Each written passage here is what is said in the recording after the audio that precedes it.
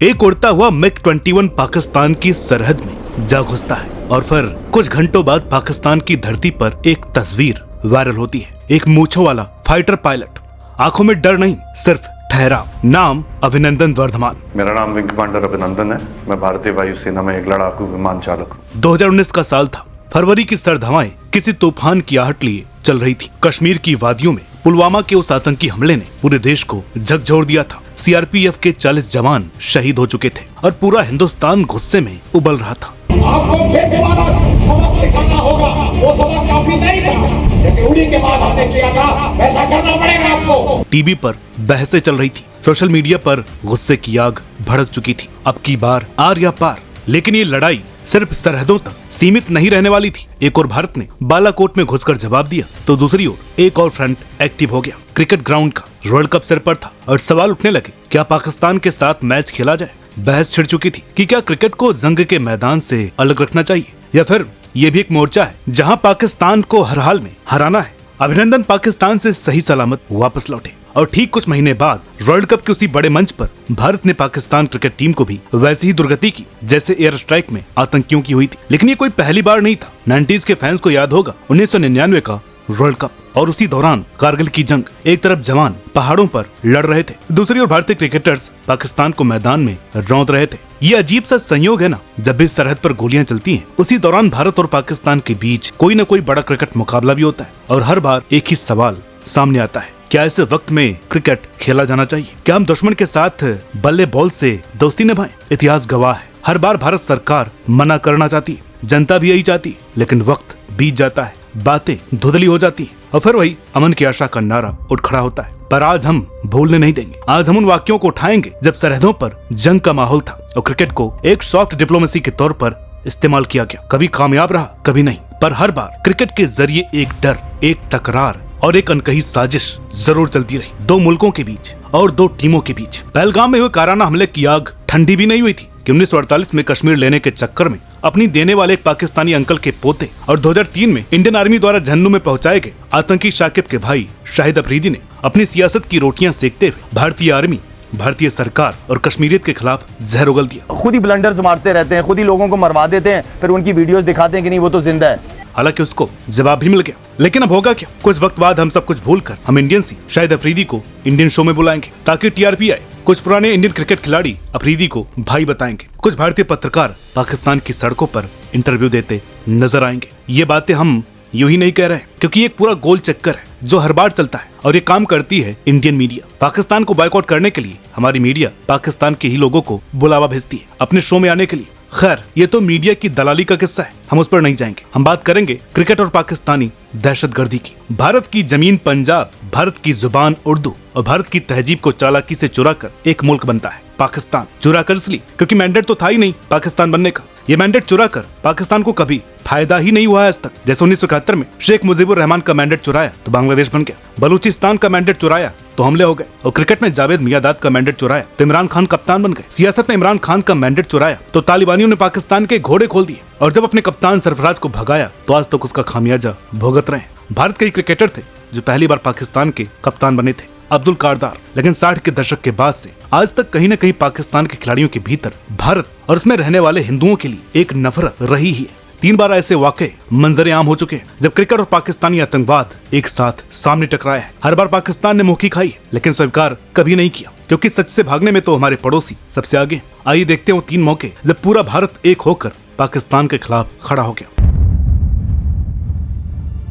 साल था 2008, जगह मुंबई, जिसे लोग सिटी ऑफ ड्रीम्स कहते हैं। वो एक खौफनाक नाइटमेयर बन चुका था। 26/11 यानी कि नवंबर महीने की 26 तारीख को पाकिस्तान से आए 10 खूंखार आतंकवादी मशीन गन और ग्रेनेड लेकर हमारे घरों में घुस आए। ताज होटल से लेकर सीएसटी तक हर कोना लहूलुहान था और हर टीवी स्क्रीन पर सिर्फ एक ही सीन था, आग, खून और चीखें।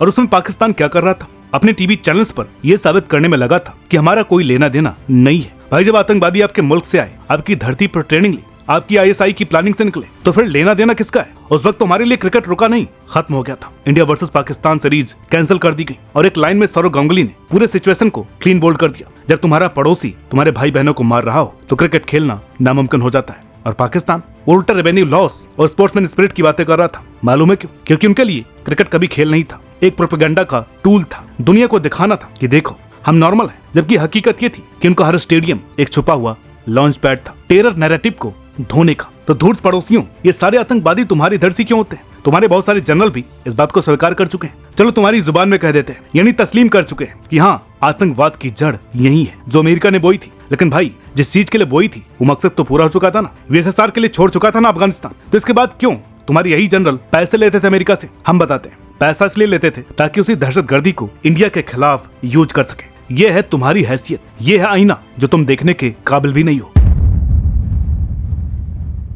साल 1999, एक तरफ वर्ल्ड कप का प्रेशर, दूसरी तरफ कारगिल में जंग, और पाकिस्तान हमेशा की तरह धोखे से हमला कर चुका था। हमारे जवान बर्फ में लड़ रहे थे और उसी वक्त इंडिया पाकिस्तान का वर्ल्ड कप मैच हुआ ओल्ड ट्रैफर्ड में। लेकिन भाई, उस दिन वो सिर्फ मैच नहीं था, वो बदला था। भारत ने पाकिस्तान को मैदान में रोधा और जब जीत मिली तो सिर्फ टीवी के सामने बैठा आम इंसान ही नहीं, कारगिल की बर्फीली चोटियों पर बैठे फौजी भी गर्व से उठ खड़े हुए। पहले तुम कारगिल से भागे और फिर मैदान से। तुम्हारा फिर वही रोना, मैदान में हार गए, कोई बात नहीं, हमने तो लड़ाई में जीता है। अरे कायरों, न मैदान तुम्हारा था, न मोर्चा, और न ही मुंह दिखाने की औकात बची थी। फिर तुमको 2003 में वर्ल्ड कप में लपेटा। 2007 T20 वर्ल्ड कप को तो भूलना ही मत। अफगानिस्तान से इतनी ज्यादा अफीम खा चुके हो कि बॉल आउट में स्टंप 3 की बजाय 10 नजर आ रहे थे क्या? एक वर्ल्ड कप मैच जीते हो, वो भी T20 का। उसके बाद से तो तुम जलील हुए। न्यूजीलैंड की सी टीम से 3 साल में 2 बार हारे और एक बार उनको अपने घर में बुला करके भी हारे। जब $25 में लोगों के अंडरगारमेंट पर ऑटोग्राफ देने की नौबत आ जाए तो समझ जाओ कि किस लेवल पर आ चुके हो तुम।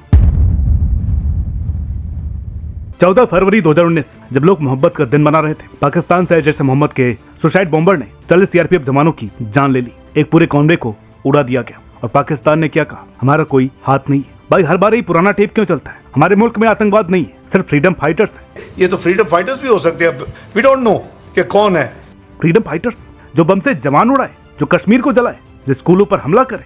फिर आया वर्ल्ड कप 2019 और इंडिया ने पाकिस्तान के खिलाफ आर्मी कैप्स पहनकर मैदान में कदम रखा। हर रन, हर बॉल, हर विक्ट्री उन 40 जवानों को समर्पित थी। पाकिस्तान को धोया गया और टीवी पर फिर वही पुराना डायलॉग शुरू, क्रिकेट और सियासत को अलग रखना चाहिए। लेकिन जब तुम्हारी जमीन से खून की नदियां बह रही हो तो भाई क्रिकेट कैसे खेले? इमरान खान और जावेद मियांदाद हो या तुम्हारे 2 टके के दिहाड़ी वाले सहाफी यानी कि पत्रकार, ये जब टीवी में थे तब भारत को, हिंदुओं को, भारत के मुसलमानों को गालियां देते नहीं थकते थे, और जब टीवी से भगाए गए तो इंडियन व्यूज के चक्कर में अपने मुल्क को गाली देने लगे। मतलब हिपोक्रेसी की भी सीमा होती है। और हाँ, ये मत भूलो कि तुम लोग जो यहाँ से गए हो, तुम्हारी खुद की इज्जत नहीं है, ना यहाँ पर ना वहां पर। वहां तो मुजाहिर हो ना, तुम लोग भगोड़े हो अपने ही मुल्क में।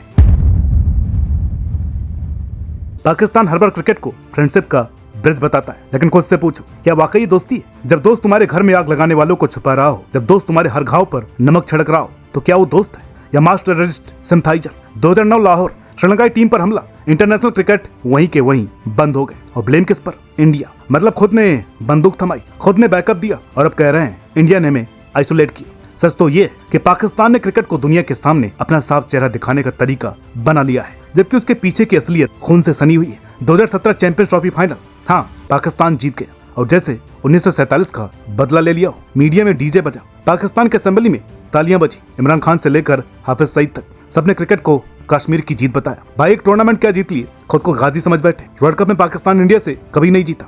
बिग स्टेज पर हर बार इंडिया ने उन्हें एक्सपोज किया और हर जीत के बाद पाकिस्तान सिर्फ कॉन्स्पिरेसी थ्योरी फैलाता है। मैच फिक्सिंग से लेकर पिच फिक्सिंग तक ब्लेम गेम चलता रहता है। भाई, अगर क्रिकेट सच में खेल है तो खेल की तरह खेलो, वार नहीं, प्रोपेगेंडा नहीं और झूठी मर्दानगी नहीं। ये गुस्सा नहीं है, ये तो तुम्हारे काले करतूतों का कुछ फीसदी हिस्सा है। तुम्हारा मुल्क, तुम्हारे एक्टर, तुम्हारे शोज, तुम्हारे खिलाड़ी, तुम्हारे यूट्यूबर, सबके सब इंडियन व्यूज के मोहताज है। और आज तुमको डिजिटली बैन करके तुम्हारी औकात बता दी गई है। अब तुम लोग देखो कि कितने व्यूज आ रहे हैं। अब करो तारीफ इंडियंस की, बोलो अब सच और हक की बात। अभी तक हम गांधी और भगत सिंह दोनों का रास्ता अपनाते आए हैं, लेकिन अब वक्त आ गया है कि शिवाजी महाराज वाला रास्ता अपनाना होगा। जो हमारा हिस्सा गलती से तुम्हारे पास रह गया है उसे तो लेंगे ही, साथ ही कुछ पुराना हिसाब भी बाकी है। और जो पाकिस्तानी यूट्यूबर दुबई में बैठकर बोलते हैं कि भारत और पाकिस्तान का मैच नहीं हुआ तो भारत को भी नुकसान होगा, तो सुन लो भाई, बीसीसीआई के पास इतना पावर और पैसा है कि वो खुद का वर्ल्ड कप छोड़ो, खुद के अंडर सारे क्रिकेट बोर्ड्स को भी ला सकता है और साथ ही साथ तुमको भी, हाँ, झाड़ू लगवाने के लिए, वो भी दिहाड़ी पर, ताकि तुम PSL करवा सको और उस झाड़ू को प्लेयर ऑफ द टूर्नामेंट में दे सको। और ये जो तुम मजम्मत का खेल खेलते हो, कभी ये क्यों नहीं बोलते कि हाँ, हाफिज सईद हमारे वहां रहता है, ओसामा को हमने ही छिपाया था। ध्यान रहे, क्रिकेट कभी भी बेगुनाहों की लाशों पर कभी नहीं खेली जाएगी, चाहे भारत को ICC से विड्रॉ क्यों ना करना पड़े। ये जंग तब तक जारी रहेगी जब तक तुम भूखे नहीं मर जाते।